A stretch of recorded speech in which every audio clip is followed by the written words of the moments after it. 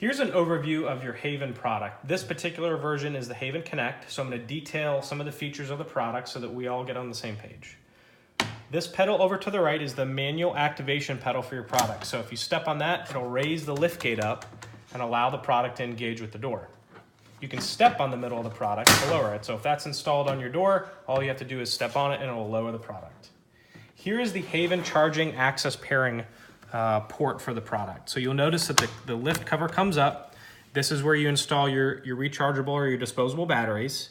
This is the LED charging light that gives you indications of charging in the future as well as with pairing. Here is your charging button right there that you press to charge or to pair the product with a key fob and with the app. And then here is your hard reset button for a factory reset. Also important to note is the charging port on the right-hand side that you can use to charge a product. So if you have your charging cord, you just plug it right into the product right here. And this is what allows you to charge the product. So you can see it's charged.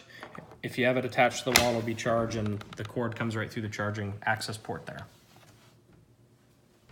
Good.